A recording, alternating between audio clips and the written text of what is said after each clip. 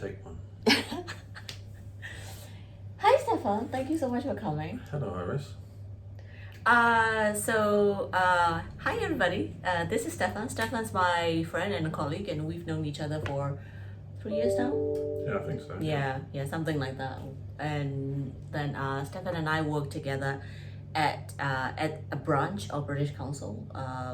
It's our center is in Srinagar. Yeah. Yeah.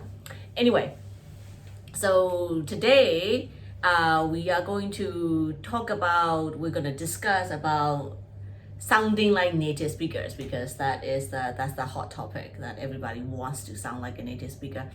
And then Stefan and I will be talking about whether it's important to sound like a native speaker and what does it really mean by native speaker. So that's what we're going to talk about. All right, so before that, Stefan, can you please tell us a little bit about yourself, like about your background, education, and experience? Yeah, I've been teaching in Thailand and Cambodia for the last 19 years. Mm-hmm. Been at the British Council since 2013. Right. During which time I got a diploma in teaching. Yeah. And Delta, yeah. And I'm in the middle of doing a TILEC. Yeah. So I'll be qualified to teach children as well as adults. Yeah. Delta is Diploma for English Language Teaching to Adults. Yeah, that's right. And TILEC is Teaching English Teaching young learners English. What's the What's the C? Certificate? Correctly. Yeah, no, certificate. Certificate. Anyway, so TILEC is a certificate for teaching young learners, and then Delta is a diploma in teaching adults. Yeah? Yeah, I think that's pretty much it. So, and Stefan speaks how many languages? 3? 3, I suppose, yeah. English, French, and some Thai. Yeah. And then Stefan has visited a lot of different countries, right? A lot of English-speaking countries as well. Yes, really travelling is my hobby. Yeah.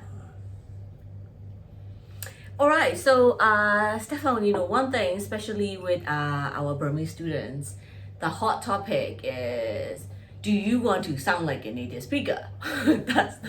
that's the hot topic. And then myself and a lot of other teachers like Yvonne, you, same thing, or Matt, or whoever I talk to, like all the teachers will say, no, that's not how it should be. So what do you think? Yeah, another question, is it important to sound like a native speaker? The answer is absolutely not. No. It really isn't important. It's all about communicating. Yeah. And if you can communicate effectively, then that's what you need to do. The only time to worry is really if your pronunciation is such that people are finding it difficult to understand you. Yeah. I mean, there are some people in parts of the UK I find very difficult to understand. Now, I wouldn't dare tell them that they should think about their accent and how they speak. They wouldn't be very pleased with that at all. So I think also your accent is very much a part of you and where you come from. So I agree. It's something you shouldn't try and change about yourself. I think that is unique, right? Yeah. Yeah, like a Thai person who speaks fluent English, but they still have some Thai accent. I think that is enduring. It's part of your identity. Yeah. And you shouldn't try and change it. So yeah, I always say that communication is, like you said earlier, right? Communication is the most important, and getting the message across, right? Getting the message across. When I was teaching a lot of Chinese students online with the UCA University for Creative Arts London. So there's one kid who he loves English accent. So he tried to speak with that accent, but that it's just, the accent is on point, but no one understands what he's saying. So it doesn't mean anything. Yeah, I've sometimes come across students who try to learn a particular accent. Yeah. And they think, is this the best use of their time? There are better things they could be doing. and it hasn't made them sort of better communicators. Yeah. So if you want to work on accents because you think it's fun, but it's not going to advance your English very much. No. So I think definitely it's not something to think about. Trying to improve your English, there are many areas to work on, and that is not one of them. No. And so we came up with a couple of things that instead of focusing on to sound like a specific area, shall I say area? To sound like the queen.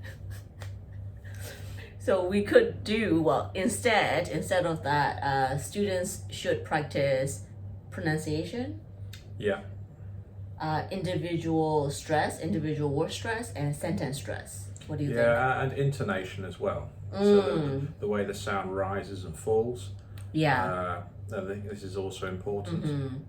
And can you give an example, please? Like intonation. Let's go to the park today. You can hear it's going up and down. Because it's something I'm obviously quite excited about, and I want you to be excited about it. But I say, let's go to the park today.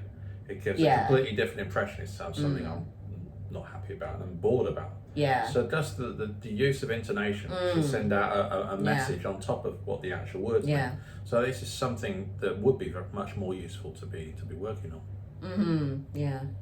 It's the same thing as in word stress. Yeah. Right.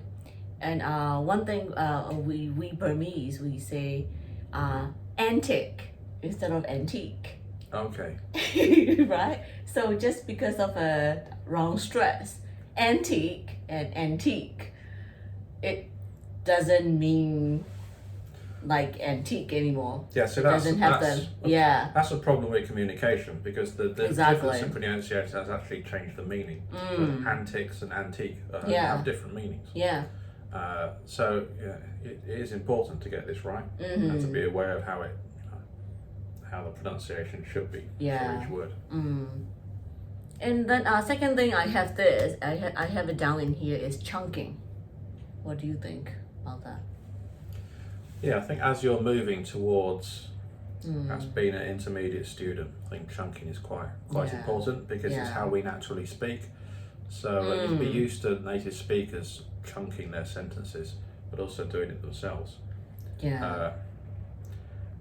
And Can we give an example? Again, if you don't do it, so if you make all your words equally spaced apart in time. Yeah. Today I go to the park, I saw a dog and a cat, I sat down in the sun and I was very happy. We don't speak like that, that's with zero chunking. Yeah. And today I went to the park, I saw a dog, I saw a cat. In the sun. Oh, I felt nice. That's sort of natural chunking. I think so. As you're moving away from elementary and definitely at pre-int and moving upwards, you should be trying to bring chunking into your language. I mean, at elementary level, it's not perhaps something to focus on then. Exactly. But when you're reaching the high level, it's something you should start doing because that's the way native speakers speak. Yeah. And the last one I have it in here is just speak clearly and correctly. Yeah, rather than trying to sound English or trying to sound American or Australian, right? Yeah, absolutely. So it really goes back to what we were saying before. Yeah, so it's all about communicating. Yeah. Also think about fluency. So as you progress with your level of English, you want to be able to speak faster, more fluently, but again, don't force it to a point where it's difficult to understand what you're saying. But again, it's still something to work on as well. Yeah. So yeah, that's about it, I guess. So let's talk about native speakers a little bit. When well, then again, it's not their fault. They want to sound American or something, but then what they are actually saying is this generic sound from the American movies, generic British accent. So they are not particularly saying like, what do you want to sound like people from Birmingham? Yeah, do you want to sound Glaswegian? There's another issue here. It's like people think I want to speak like a native speaker. What is a native speaker? Exactly. many native speakers have different accents. Mm. Just in the people I know at work, they're talking about, I would say, taking a bus. Like some of my colleagues at Siam Square from the North of England, we're taking a bus. Yeah. From Australia, taking a bath. Yeah. Maybe more perhaps American, Australian. So who's to say which is correct? No, there is no right or wrong. Yeah. Just think about yourself and the own way that you communicate to other people. If people are understanding you, then that's fine. Yep, I totally agree. Anyway, thank you so much, Stefan, for doing this with me. Thank you for inviting me here today. You're very welcome.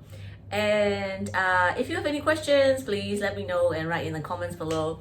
Bye, everybody. Okay. Thank you, Stefan.